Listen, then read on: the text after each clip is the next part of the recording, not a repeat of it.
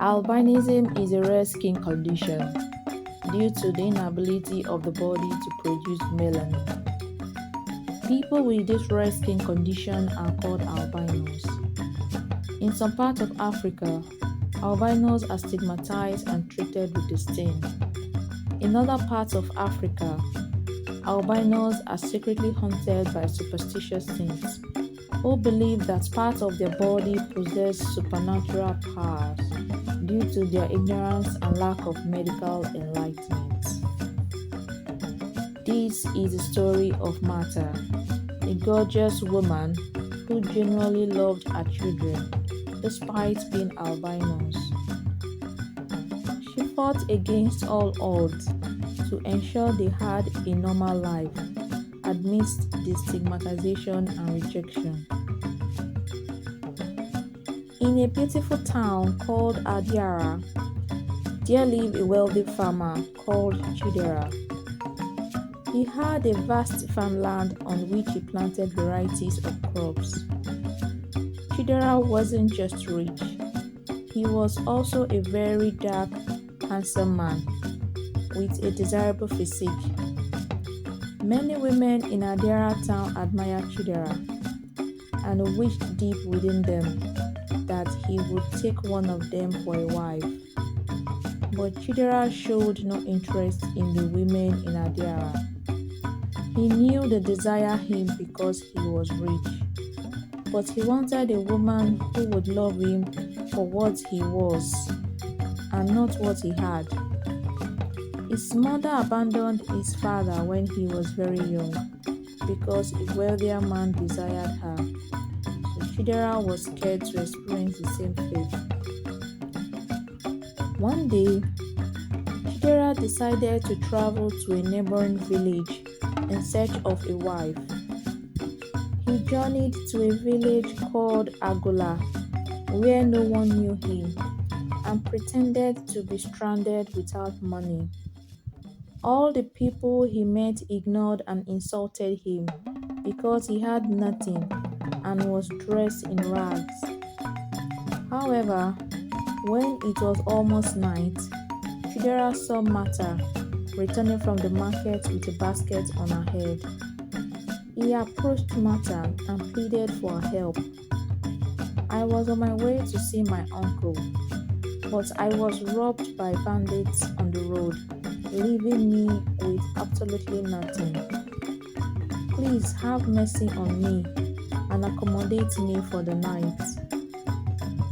I have nowhere to sleep," Chidera explained to her. Martha looked at Chidera with pity. She told him she lived with her parents, but he could follow her home. Chidera thanked her immensely and helped her carry her basket as she led the way to her house. When they arrived at Martha's compound, she went to her father and explained Chidera's plight. She pleaded with her father to accommodate him for the night.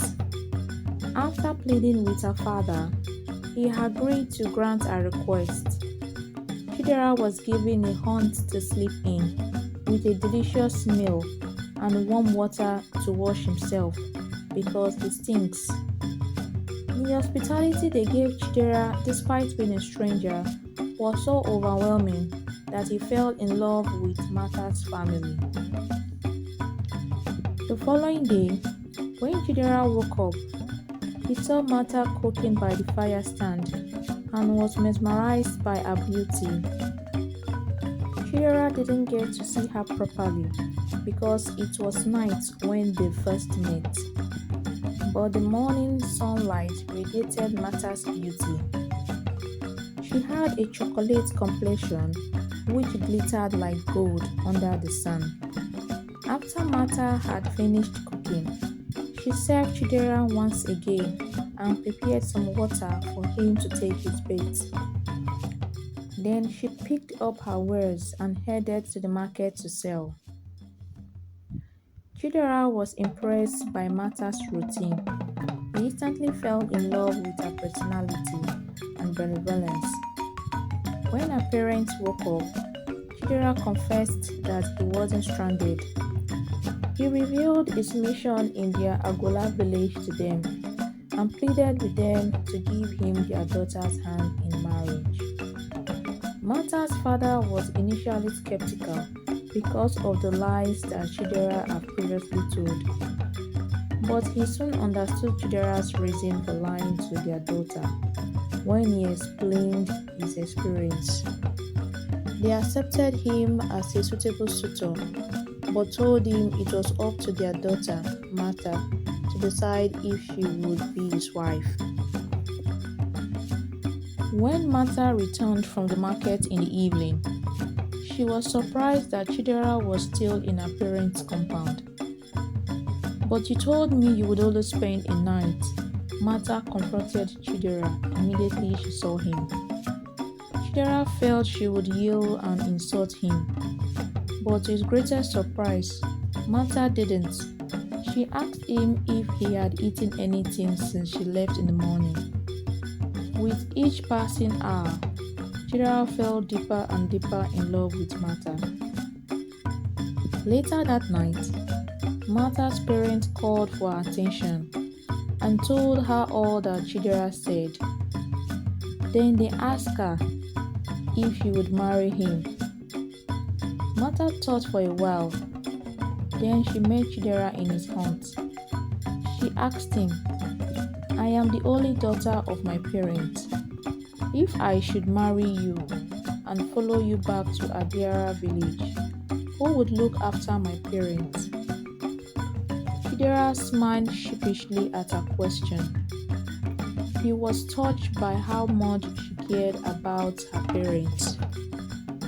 "I would employ 2 maidens to take care of their needs, and you can always come to see them every weekend if you want," Chidera answered bluntly. Martha heaved a long sigh and told Chidera that if he did that, she would happily marry him. The next day, Chidera returned to Adiara village with some elderly chiefs who stood as his parents when he paid Martha's bride price. After all the demands had been met, Chidera employed 2 maidens just as he had promised Martha, and then he left for Adera village with his new wife. Everyone in Adera village was disappointed that Chidera married a woman from a different village, but they could do nothing. Chidera and Martha lived happily and peacefully until Martha got pregnant and successfully gave birth to a bouncy baby boy, whom they called Miracle. Their first child was the beginning of Martha's problem because he suffered from albinism. Chidera and Martha were dark, so the people of Adira village found it extremely strange that Martha gave birth to an albino. They started to spread rumors and false accusations that Martha was promiscuous and was an infidel. This was the only rational explanation they had for the occurrence. However, Chidera wasn't concerned about his son's complexion. He loved and trusted Martha too much to doubt her. His love for her didn't stop or fade. It grew even higher for his wife and son. It didn't take long before Martha got pregnant again and successfully gave birth to a bouncy baby girl, an albino called Diana. The people of Adira could no longer hold their tongues. As the years rolled by, they started treating Martha and her children like outcasts. They claimed that Martha was cursed from her village and called her children an abomination. How else can you explain a white child when both parents are dark in complexion? Some of the villagers murmured. To further worsen Martha's plight, there was a great flood in Adera village a few months after the birth of Diana, her second child. The flood was so catastrophic that it destroyed the farmland of Chidera, flooding its harvest and making them useless for that season. The news was so heavy on Chidera that he developed a heart problem and became bedridden. Even though Chidera's predicament was pure coincidence, the people of Adera village believed that such misfortune befell Chidera because of Mata and her cursed children. They believed that Mata's children, Miracle and Diana, were cursed and were the cause of Chidera's misfortune. Less than a year after the birth of Diana, Chidera passed away. With his death came a tremendous burden on Mata and her children. As the children grew up, the people of Adera village treated them with contempt and hatred. Miracle and Diana couldn't go to school because the other parents refused to let their children stay in the same class as Miracle and Diana. They were believed to be cursed. Some believed they were wizards, while others gossiped that they had supernatural powers. Martha was devastated, but she didn't let other villagers' rejection weigh her down. She took it upon herself to teach her children her tone. She loved them deeply, and despite all the people of Adera said, she wasn't ready to give in to their belief. When Martha was putting her children to sleep one night, her youngest daughter asked her, "Mama, why does everyone hate us so much?"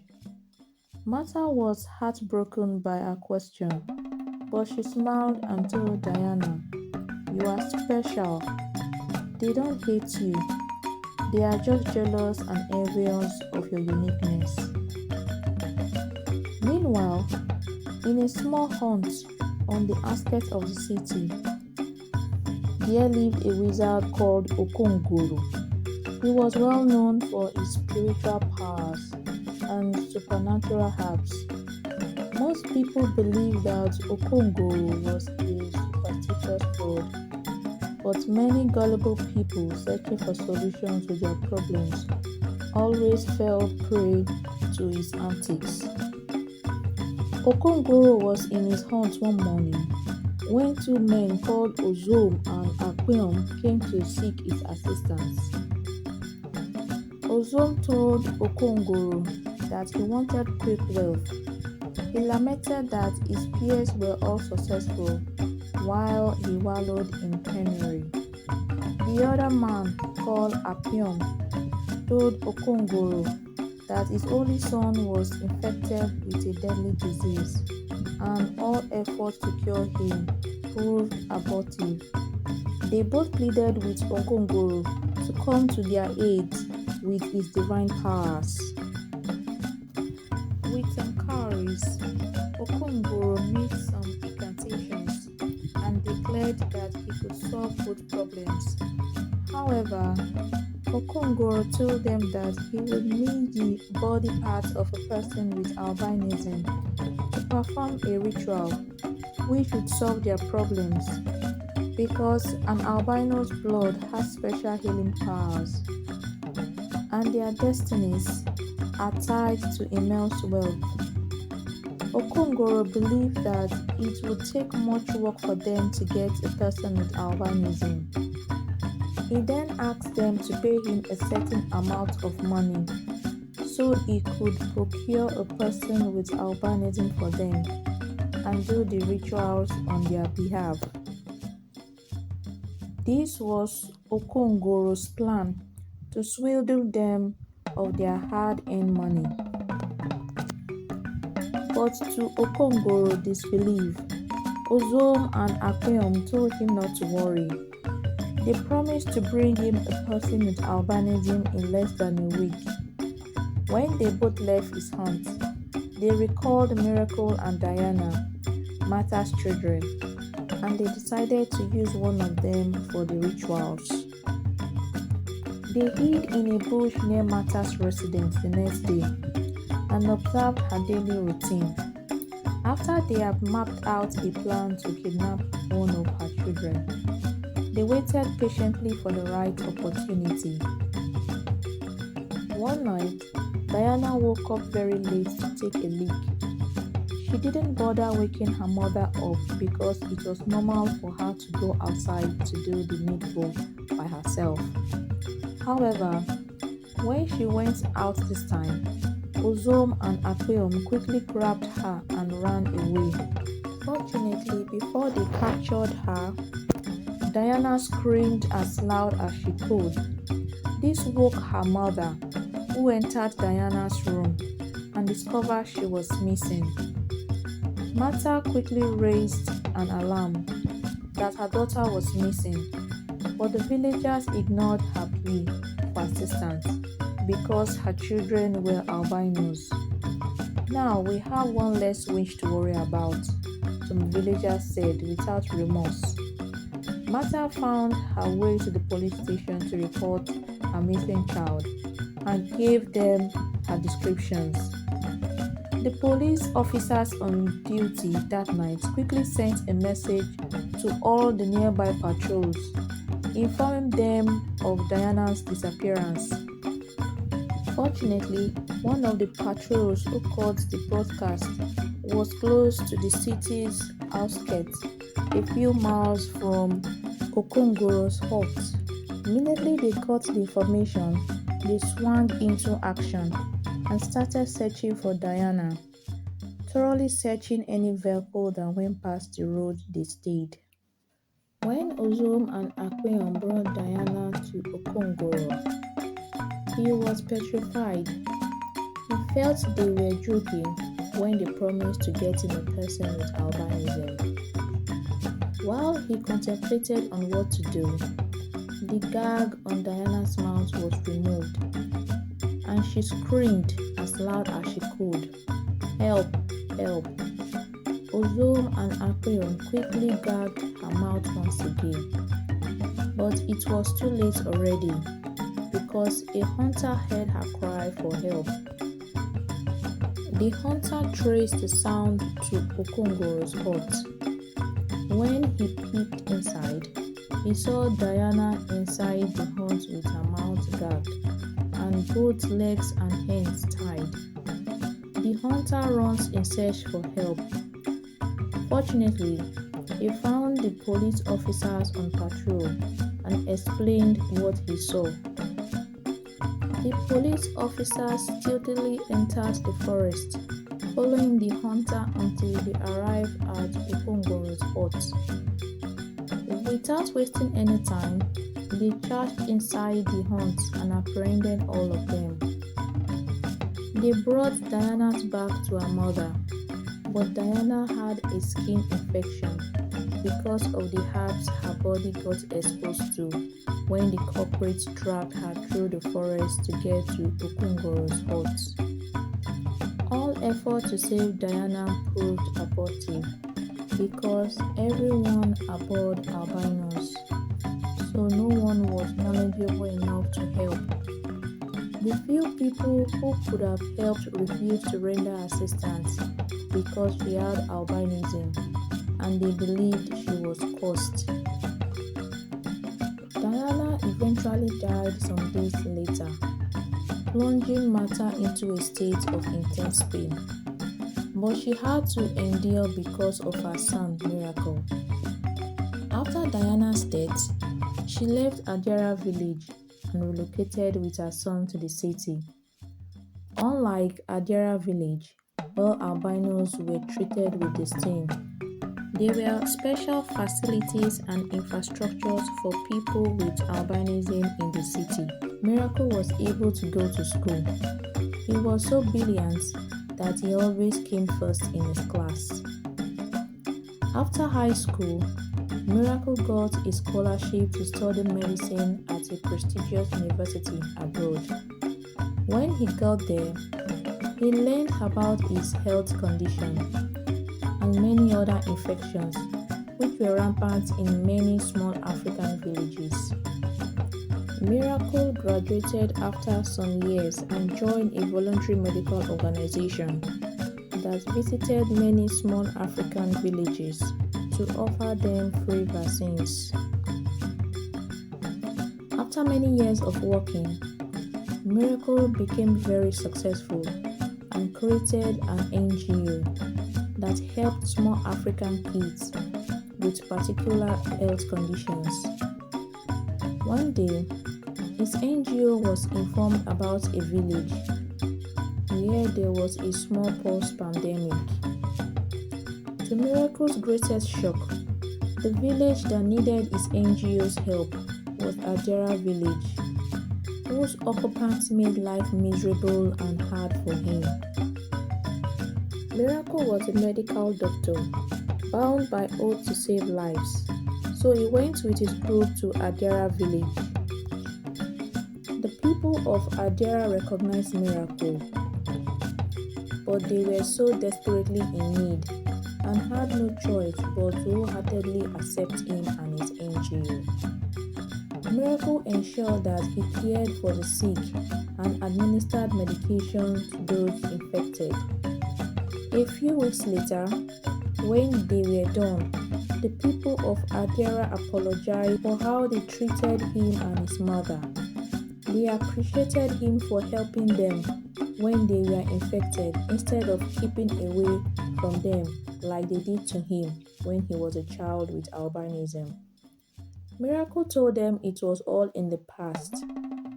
He created a special center in Adera village where the villagers were taught about albinism and other rare conditions that they were previously clueless about. Some years later, the king's wife in Adera village gave birth to a child with albinism, but the people of Adera village didn't treat the queen or her child with contempt because they were now educated and wiser than they were. Please share your thoughts and lessons learned in the comment section below. Thank you.